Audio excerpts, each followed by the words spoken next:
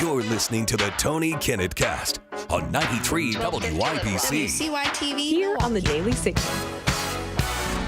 Good evening and welcome to the Tony Kinnett Cast here on the Daily Signal, nationally syndicated, first on 93 WIBC out of Indianapolis. It is a joy to report to you, fine people, that the Venezuelan illegal immigrant by the name of Leonel Moreno. And you say, who the heck is that? Oh, this was the guy who came into the country last year and was doing all of the squatting advice videos. Now, again, for those of you who have the memory of a goldfish, or, you are busy and work a normal life away from all of this junk, you may think, what do you mean by squatting? Like, the man was like toning his buns and thighs? No, I don't mean that. I mean, he was teaching illegal immigrants how to take advantage of blue states' really awful, garbage squatters' rights laws and take away the homes of American citizens.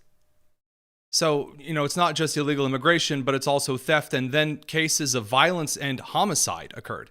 So, by the way, in case you aren't particularly aware of this individual, here is a clip of Leonel Moreno bragging about all of the money that he made and how much he doesn't care about the opinions of American citizens. He says, I know that my content is not what hurts you. It hurts that I'm making more than you are. And then he says, quote, without the need of being a slave. And that's the difference between you and me. And, just lovely, delightful kind of people. Well, he was deported today. Deported to Venezuela. Womp, womp. I got to tell you, that's what I voted for.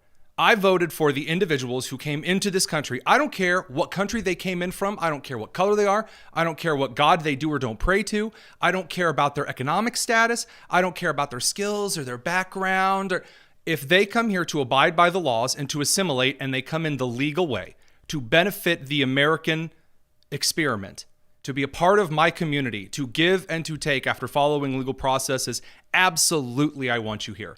If that is not what you're here to do, if you're here to take advantage of people, steal their property, burn their things, promote terrorist organizations, lock up campuses, assault people on those campuses, yeah, I don't want you here.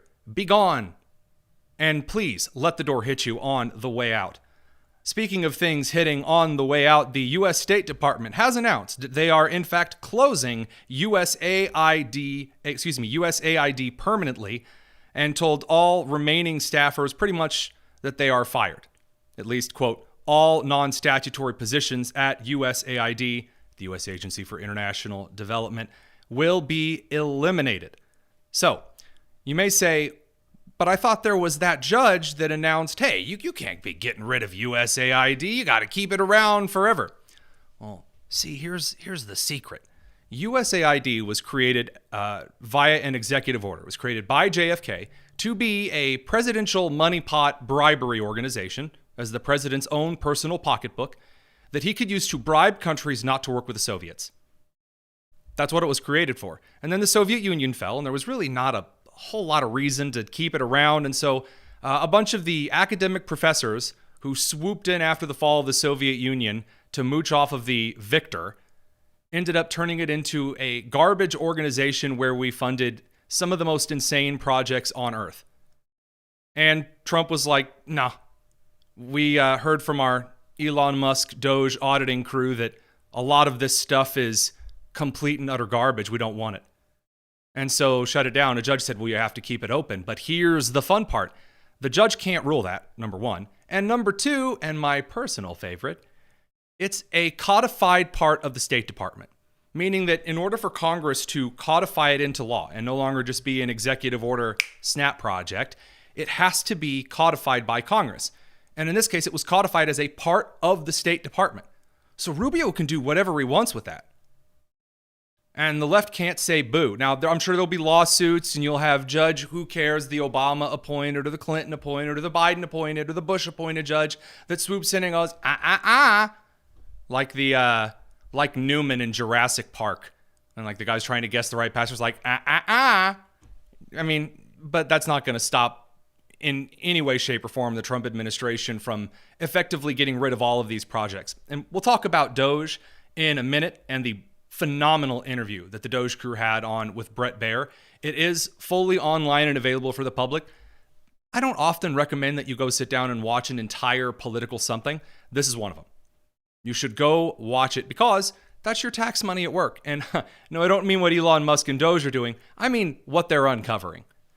In other news regarding judges, the Trump administration has officially asked the Supreme Court of the United States to review the James Boasberg District Court kind of injunction freeze on, I can't really say injunction, and I can't really say freeze or a stay in this case because it doesn't fit the definition for any of those three.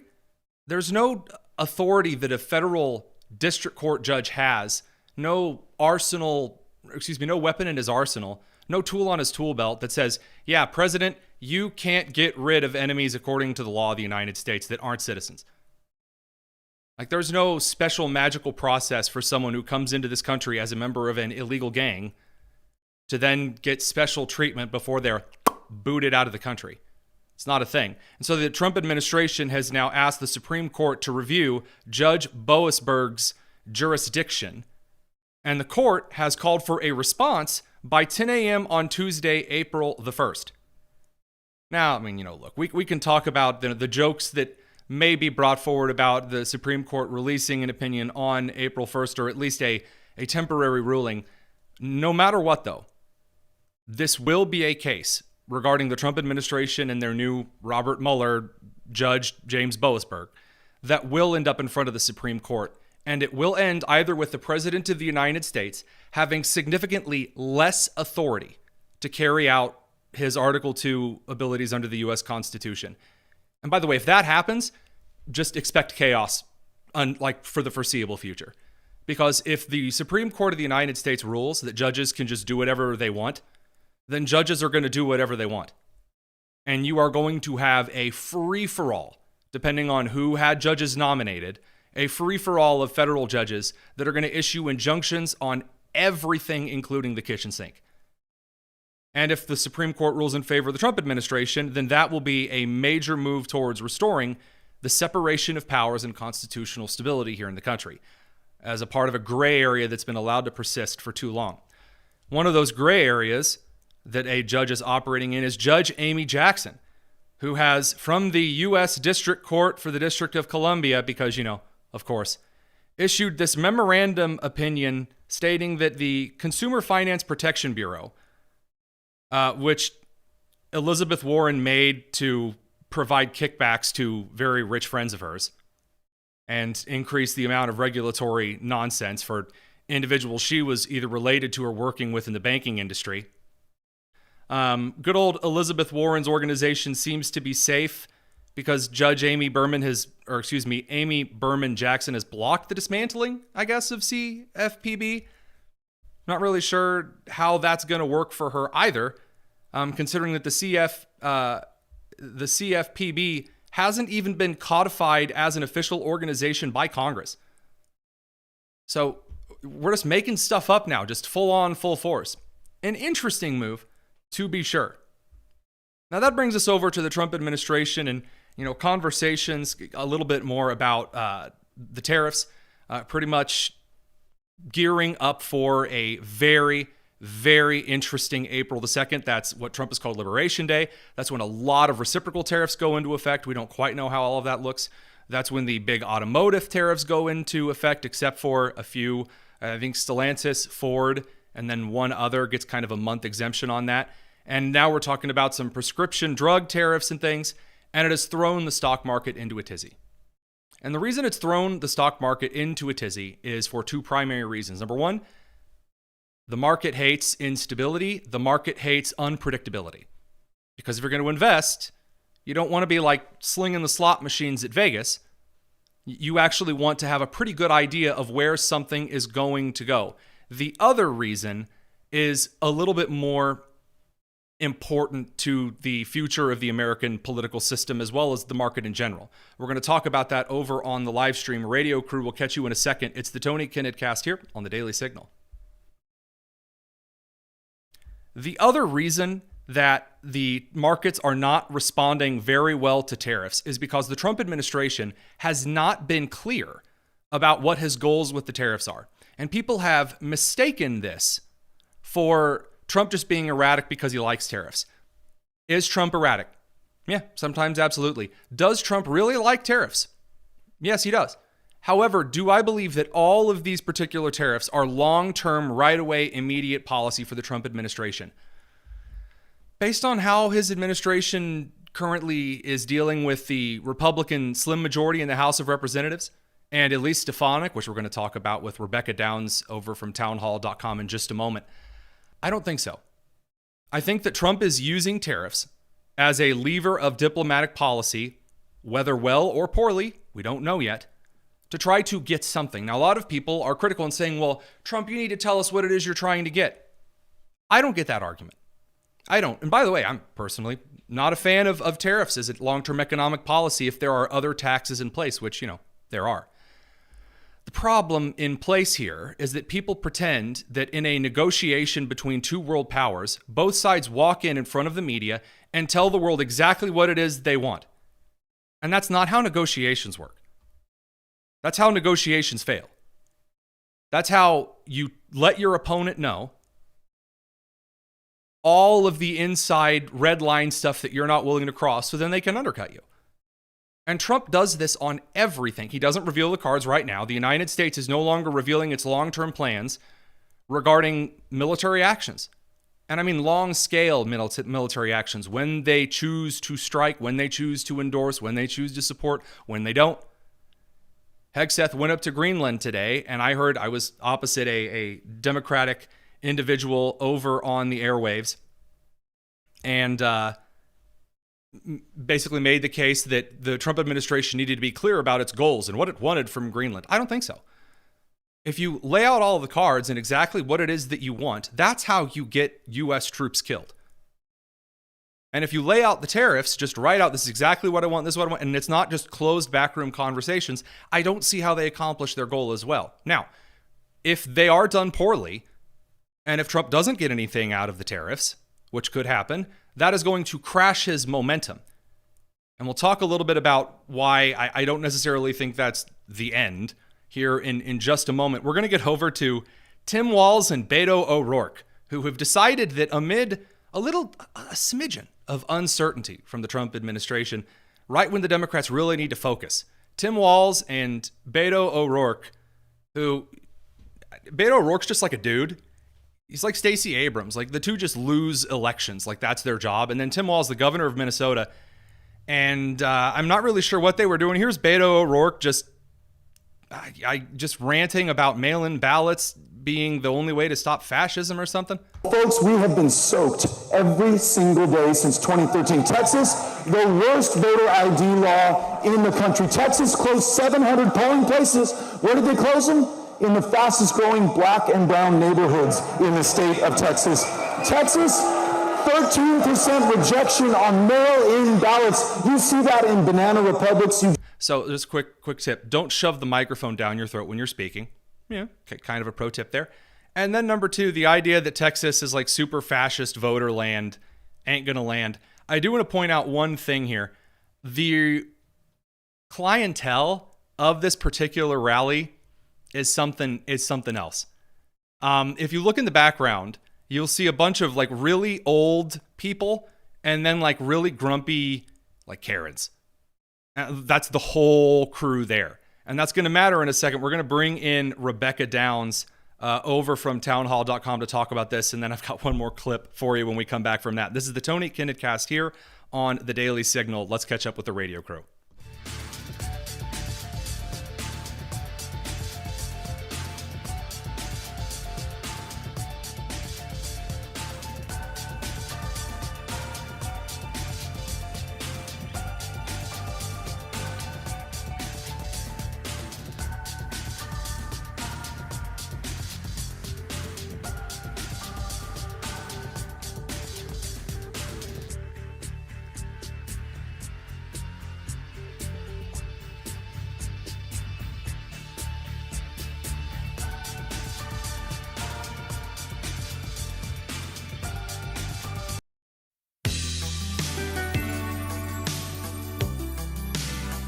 This is the Tony Kinnett Cast on 93 WIBC. Tim Walz, a man of masculinity, a man of the outdoors, a man who knows that the true way to win over the tossed out, dejected group of middle of the country voters in the United States is a couple of chorus line kicks and high squealish girl giggling. And no one knows more about high squealish girl giggling than Rebecca Downs, our townhall.com. I love it. For that.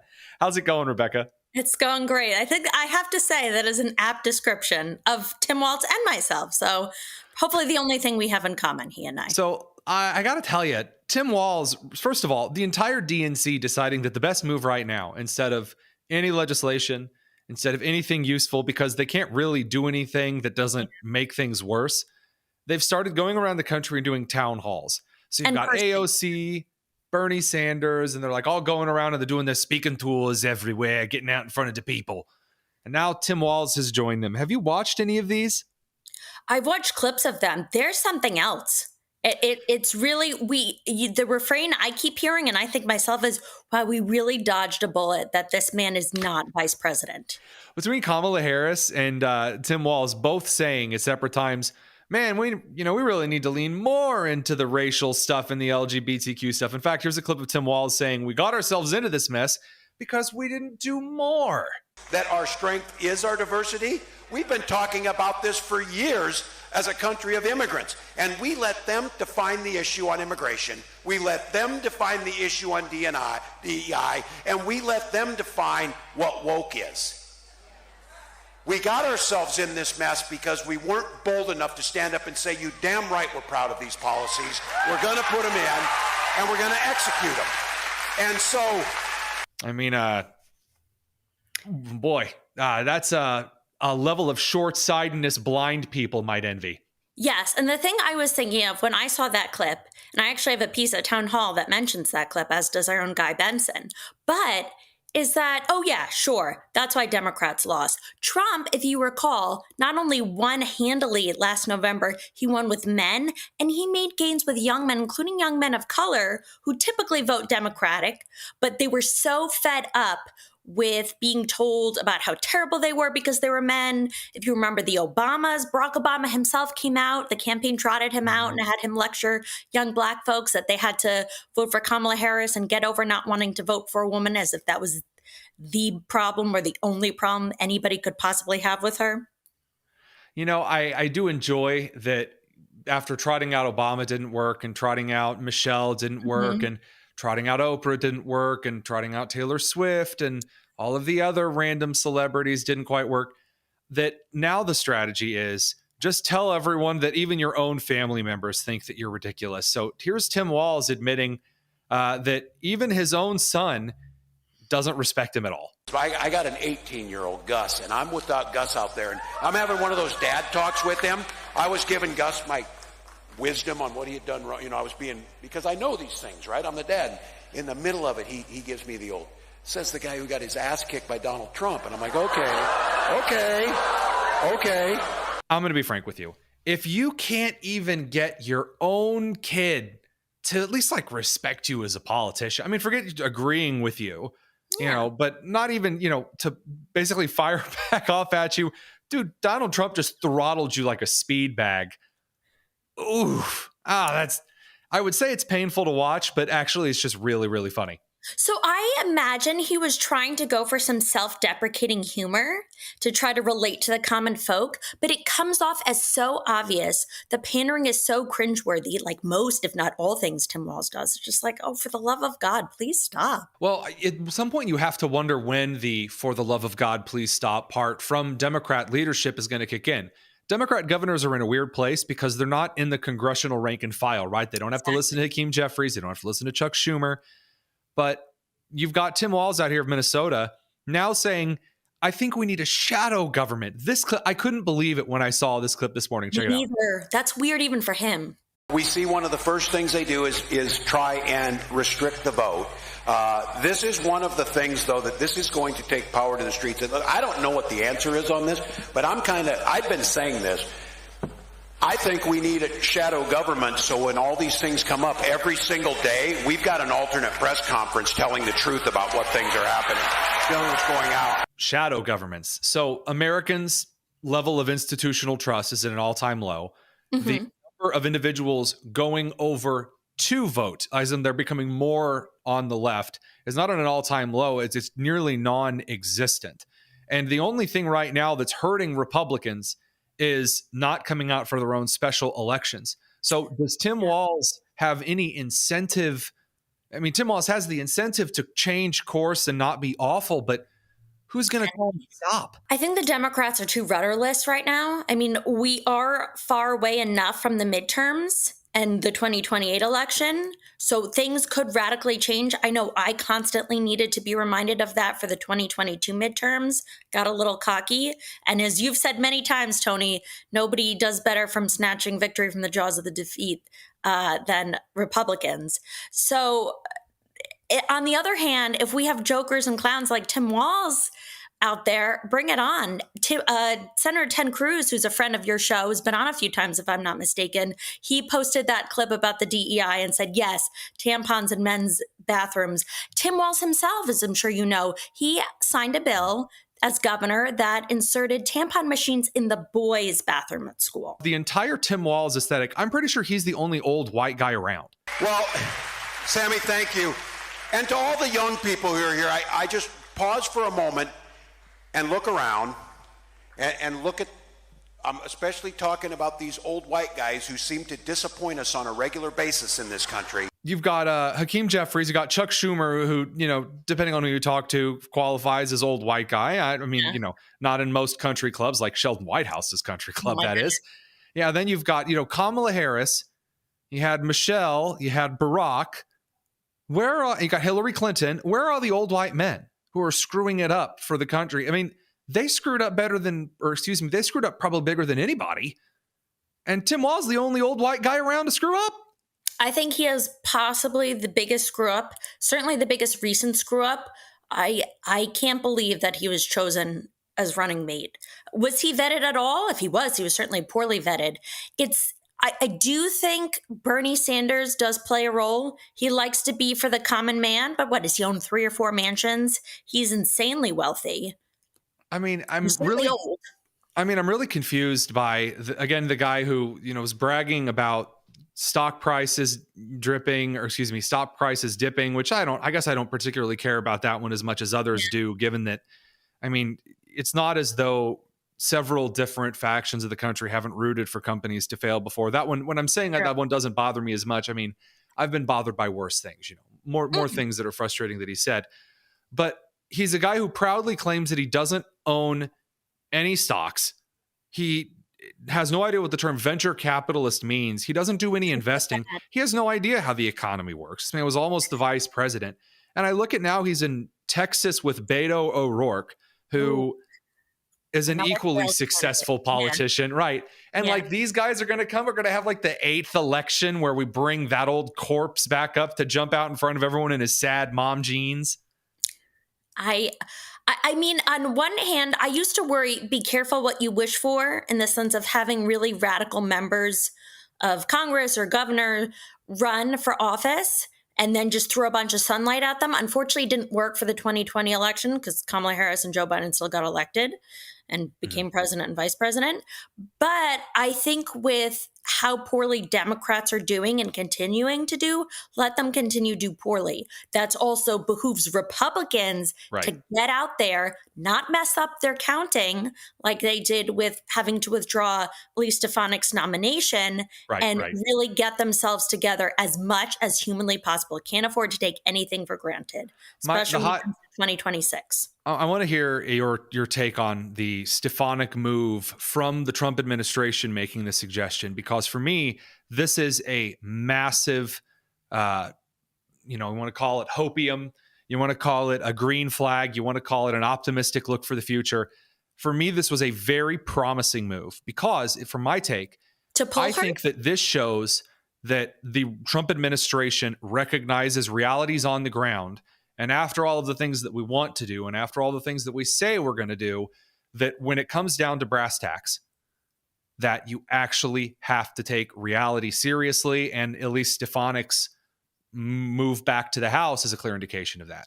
Yeah, God bless her. She's taken it very graciously. I do hope Mike Johnson makes clear on his promise to put her back in leadership. Well, it's not her fault. Exactly. I mean, it's not even a loss. I mean, I'd rather be a representative than the ambassador to the UN. I mean, all you do is raise your hand and flip people off. Well, we needed someone like her at the UN who can stand up to anti-Semitism. She would have been fantastic in the role.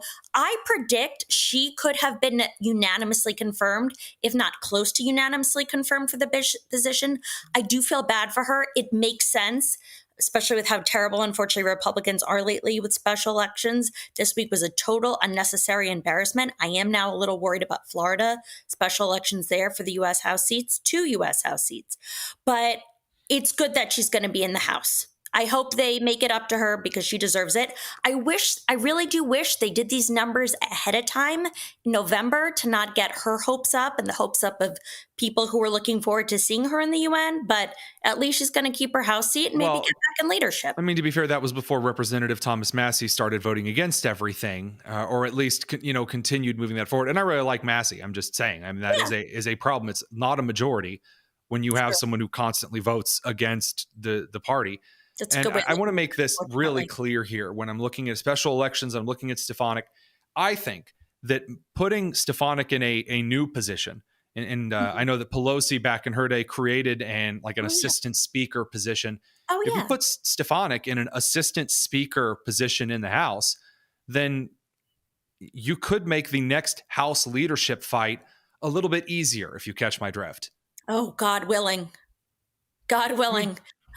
As far as speakers of the House are concerned, Elise Stefanik's not a bad idea. She's more economically conservative than many populists, but she's more populist on kind of cultural and the executive agency issues than perhaps many in the traditional conservative and the establishment conservatives might be, or establishment Republicans, I should say. Sure. There's some room to move there. I don't think that it's really a step down for her, honestly. That's very true. Yeah, I think it's probably a little hurtful and embarrassing, in the moment. But again, I am hopeful they will make it up to her one way or the other. I mean, as far as momentarily embarrassing, we're already on quote unquote lingering questions about the biggest national security scandal in years regarding the signal thing. So, true. I mean, I don't really see particular scandals in this day and age that are such kind of nothing burgers. Or maybe speed bumps as opposed to slamming into a brick wall. I don't see it lasting that long, do you? Oh, I just meant I feel bad for her, but maybe because that's on a sensitive soul and empathetic woman kind of thing. I felt bad for her, but she's taken it very graciously, and I do hope she, is able to move on from feeling bad or embarrassed about the situation. Either way, I think that as long as she's not Tim Walz, she's really, she's a winner. And in this day and age, all you got to do is not be Tim Walz. That's a pretty low bar, but I mean, that's a welcome one. Yeah, I think we could agree there. All right. Rebecca Downs from townhall.com. Thanks for dropping by and enjoying a little Tim Walz-a-palooza with us.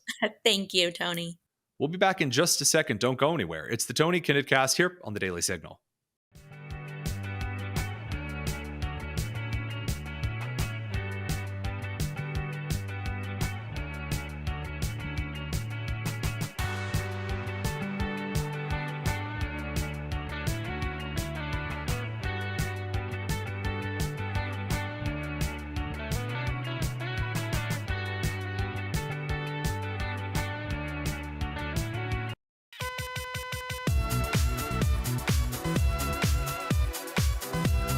It's the Tony Kinnett Cast on 93 WIBC.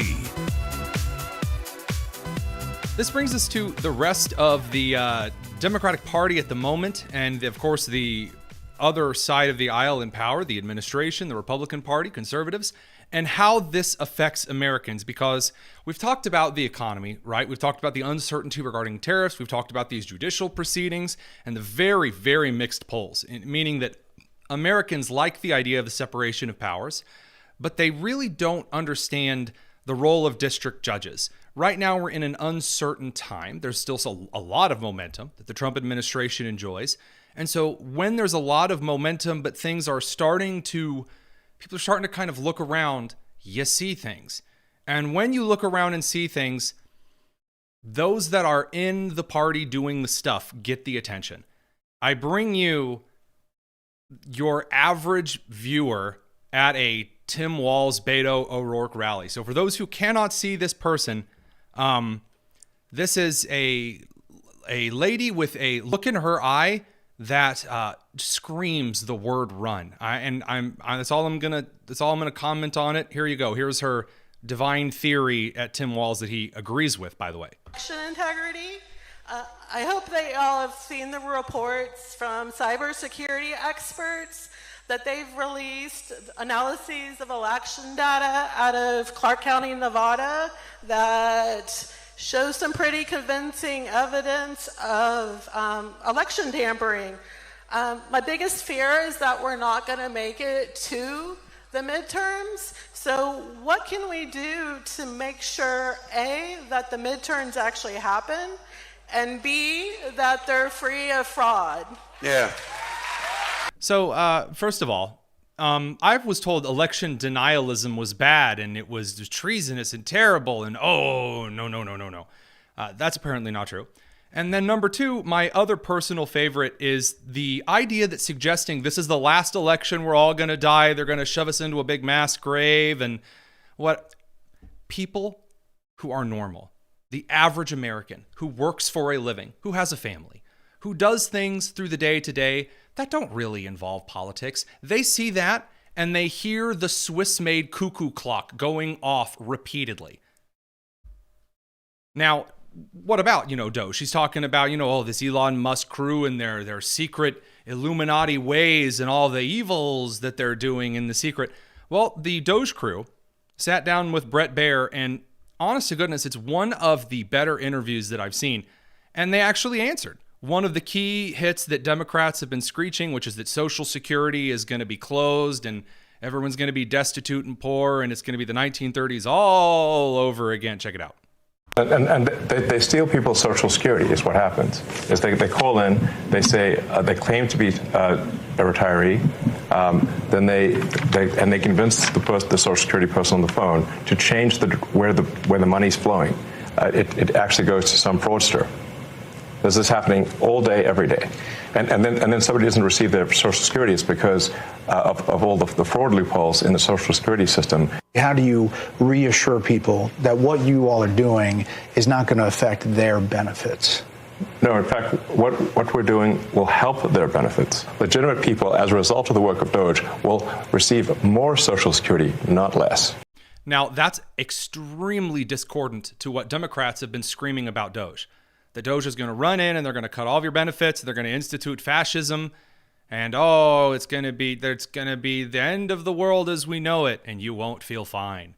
And when DOGE gets up in front of camera, and not just Elon Musk, but also the crew that's doing things in the Department of Government Efficiency, this auditing agency, you're not seeing all of the screamy, crazy stuff that the left is bringing out to bat. You're seeing normal, cool, calm, collected guys who are pointing out things that are terrifying. And I mean terrifying as in spending billions of dollars on things that should cost next to nothing. Apparently, on spending like close to $1 billion on a survey that went to nowhere. We routinely encounter wastes of $1 billion or more, casually. For example, like the simple survey that was literally 10-question survey that you could do with SurveyMonkey, cost you about $10,000. The government was being charged almost $1 billion for that. For just the survey? $1 billion for a simple online survey. Do you like the national park? And then there appeared to be no feedback loop for what would be done with that survey. So the survey would just go into nothing. It was like insane. So remember when Chuck Schumer got in front of the country and said that, DOGE was terrible because they're running in and they're burning everything down and, it's awful and terrible and evil. When they get up in front of the country, they being Elon Musk and the guys over at DOGE and the cabinet secretaries, and they get in front of the country and they say, here's the waste, here's the fraud, here's the abuse. It's disgusting. We are recommending that these particular individuals in charge of the federal agencies shut that part down. The average American is, first of all, outraged, but they're not outraged at DOGE. They're outraged at the party that is continually trying to cover this up. And through federal judges in district court levels trying to shut this down, even if it isn't corrupt, it reeks of corruption. Even if there may not be a fire to the voter, there is a heck of a lot of smoke.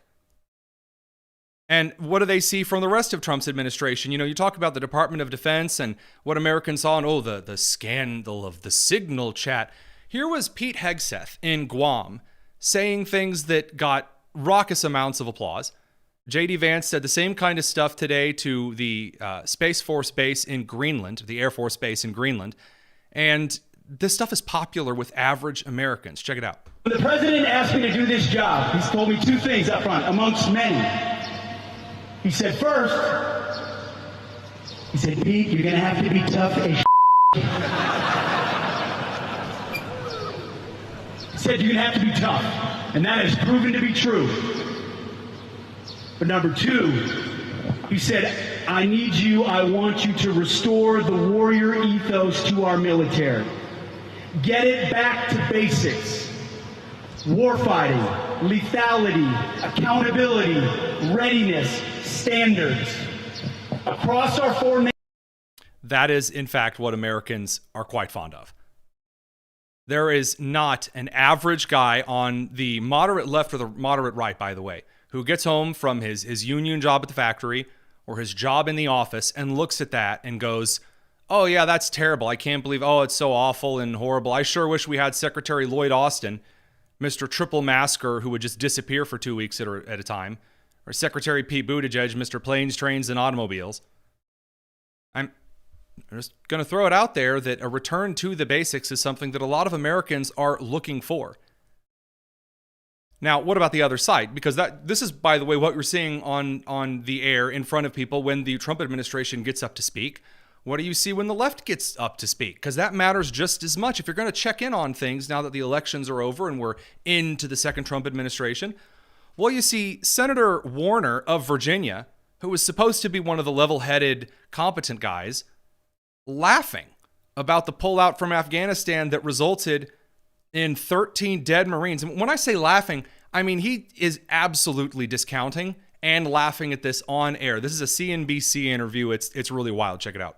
You remember the Biden administration started with the biggest F-up in history with Afghanistan and 13 dead Americans. Let's not get too sanctimonious and high and mighty about screwing up, Senator. Go back even to...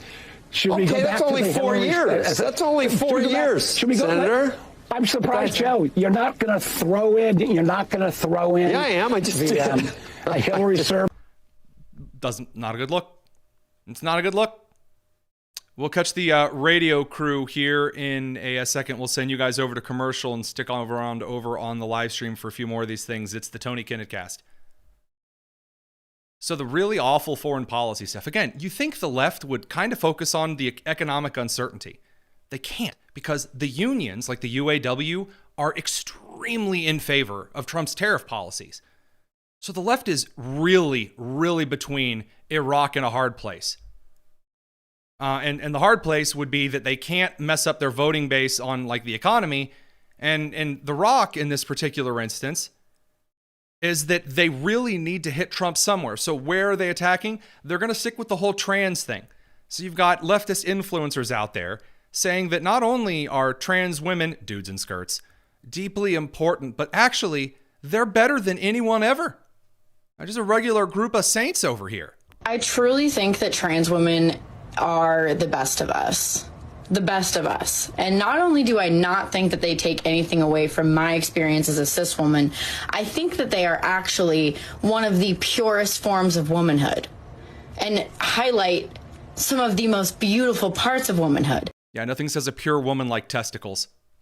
Because what do you mean that in our patriarchal society, you are going to throw away all of the privilege that you have as someone that was born a man and choose girlhood, even when it means you have a life expectancy of 40? I love this so much. First of all, there is no state in this country that has women at a life expectancy average of 40. That's a new level of just making things up and stupid combined together. My second thing that I just adore about this is the idea that if you think that just saying that you're a girl changes your life expectancy, I mean, yeah, the transgender community does have like a 50% suicide rate. So yeah, that probably should be factored in. That's why we don't, treat mental illness as something you should affirm. But the idea that it is sacrificing your privilege to become a woman. So like the ability instantly to break records in any sport you choose. And just so incredibly stupid. One last one that I have to show you that is a special kind of stupid. You have the socialist Marxist crew, who's just, again, coming right out and say it. The Democrat Party's done. Voting is done. Full-on riots, full-on terrorism. That's the only way. The American people do see this. Check it out. The alternative is rioting. It's vandalism. It's breaking things. If you're like, oh no, well, you talked about Bernie and AOC as controlled opposition, but like, what's the alternative? The alternative is vandalism and rioting and like destroying property. Every single person that has vandalized a Tesla has done more politically than your vote ever has. Like, you need to know that. You need to know that you going and breaking a Tesla's window is more politically effective than like Bernie's rhetoric on like his like tour of all these stadiums. I mean, if you don't think the American people see that, you're nuts. Also, I do love the, fair weather terrorists out here that look as though they're one sandwich away from fading into the wind. We're going to get the rest of the crew for Mailbag. It's Tony Kinnett.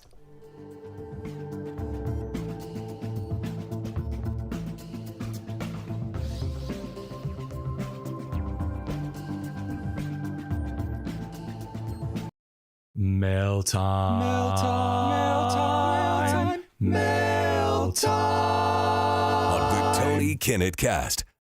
All right, let's do a little bit of mail time. Couple of great questions this week. John Morton, who I don't think is a fan, asked Boasberg, you mean the Republican-appointed judge who was specifically placed in his position of authority on terrorist deportations by Chief Justice Roberts? Oh, I love questions like this. So, Judge James Boasberg was nominated on June 17th, 2010, by President Barack Obama, famously not a Republican. He was nominated to the District Court for the District of Columbia, which has nothing to do with terrorist deportations whatsoever. There is no law anywhere, no precedent that says the DC District Court judge gets like special privilege to, go into details on terrorist deportations. And he was confirmed, by the way, on March 14th, 2011, again, by not a Republican. So, look, like judges, dislike judges, whatever you want to say, if you're going to throw out an argument, making stuff up, probably not the best way to do it. Just a hot take, something that you and the family can enjoy sitting around the table if you're going to get out there and, throw a little fire. Maybe make sure that it's not just something that you made up. This next question is from Janina Noack, and she says, hi, Tony. Have you ever thought about or tried removing your mustache? I wonder what you would look like. There was a day that I made the decision to grow my beard out and never, ever, ever, ever, ever go back. And it was a great day because there are a few pictures that remain on the internet where the glasses that I wore did not fit my face. My hair did not have any kind of gel in it. It puffs up real bad. It's terrible. And without a beard, I look like a third grade girl. And I realized that looking like a girl would make me better than all women, as the intelligent TikTok pundit said a little bit ago. But me without a beard just isn't great. Plus, you also run the wonderful benefit of either looking 25 or 45, and no one can really tell the difference. I don't know. That's just kind of a little bit of fun there. If I did get rid of the mustache and I just had the chin strap, I just should be arrested right away. So the beard does, in fact, stay. Jim asks, I never hear you cite Polymarket or other betting websites as polls on this show or the Top News in 10. Why? Isn't what the majority of people willing to put their money into something a better gauge of what's likely to happen? Thanks and love the shows, Jim. The reason I don't trust Polymarket or betting websites as a whole is, first of all, gambling is not some kind of a sound science. And number two, just because like Polymarket polls suggest that someone outside the United States thinks something is going to happen inside the United States, yeah, I don't trust other countries to tell me what the United States is going to do. The opinions of a European, I mean, absolutely zero to me. Unless we're talking about an issue inside the European nation about their own people, their own culture, about history that is immediately relevant to them. I don't care what a European thinks about the United States. I don't care what they're throwing money on. And by the way, my big evidence for this is, let's see if I can pull it up here on the live stream feed. This is the Polymarket on whether or not Representative Elise Stefanik was going to become the UN or the ambassador to the United Nations. You will see that it reached its highest likelihood yesterday. Yesterday, it was like 99% likely. The first time it had reached 99% likely that Elise Stefanik was going to become the next ambassador to the UN. Now it is down to zero. I'm just, people betting things is not enough of an indicator whether or not something is going to happen. And by the way, as a fan of college basketball, as someone who is disappointed literally every year, as someone whose brackets lie broken and shamed and in tatters on the floor, I am quite aware of individuals who do a lot of betting on particular sports teams, and I happen to recognize quite often that their brackets are just as messed up and screwed up as everybody else's. So, I'm not saying that polls are, any better, always better. Absolutely not. This last question comes from Courtney, and she said, do you think that the special election in Pennsylvania means that Republicans are losing momentum? That's a great question. There is a state house election in Pennsylvania in which a Democrat took a district that Republicans had held for over a century. And there are a lot of people in the media that are saying, this is the evidence that Americans are really fed up with the Trump administration. No, it's not evidence of that. It's evidence of something different. It is not evidence of the American people turning out against Donald Trump, because the turnout for this election was incredibly low, even for an off-year election. Americans don't care about elections that aren't the presidency. They rarely care about the midterms. They don't care about every other election. You should see the difference between the number of people on average that come out for the presidential election and who come out on average for the midterm election. It is grossly different. Now, what does that mean? Republicans cannot rest a second. We learned this in the Cold War. The United States won the Cold War. The Soviet Union fell apart. Gorbachev, the birthmark holder, gave rise to Boris Yeltsin, the famous drunk pervert who wasn't Bill Clinton.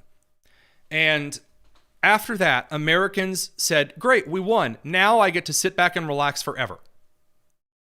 We do that with politics a lot. You have the presidential election season, people tune in, they turn on the TV, they're ready to go, they're engaged. And then, after a particular victory, Americans of the winning party sit back and go, great, cool. The other party is in shambles. We never need to do anything again. And that is a very stupid thing to do. And Republicans didn't come out. They thought, well, we've had this district for over a century. I've got other things to do today. It's not November. It's at the end of March, for crying out loud. That's a problem. And by the way, you see this problem articulated most clearly in Wisconsin, who's getting ready to decide 2 seats in the House of Representatives, because the Supreme Court of Wisconsin gets the ultimate authority on how the congressional districts are gerrymandered in that state. So the Wisconsin Supreme Court matters a heck of a lot. And right now, the polls are neck and neck. And again, Republicans have a turnout issue anyway. Scott Presler actually left Pennsylvania, who helped turn Pennsylvania for President Trump. He actually left Pennsylvania to go to Wisconsin to campaign on behalf of the conservative-backed candidate in Wisconsin. And I think that the RNC needs to pay a little more attention and do a little more national campaigning on outsized elections. This idea that localized races, that special elections and off years are just an issue of that region is wholly foolish. Wholly foolish. The Democrats haven't treated it like that for years. And by years, I mean about 2.5 decades. They haven't treated like local elections as something that don't matter. The RNC, under Whatley and Laura Trump, need to take every election so seriously it becomes a national issue, because when it's a national issue, when the entire country is talking about the special election in your state, in your region, you have national pressure to get out and vote. And when Republicans turn out, they win. And I don't just mean in the Charles Barkley way that like whatever team scores more points is going to win. It won't be terrible. No, I mean that when Republicans come out in electoral numbers that is traditional with Republicans, they win. When they are faced with Democrats who come out in electoral numbers, when Republicans do not come out in respective numbers and Democrats maintain, they win. We'll be back on Monday with a bit more. This is the Tony Kinnett Cast here on the Daily Signal, nationally syndicated, first on 93 WIBC. Take care.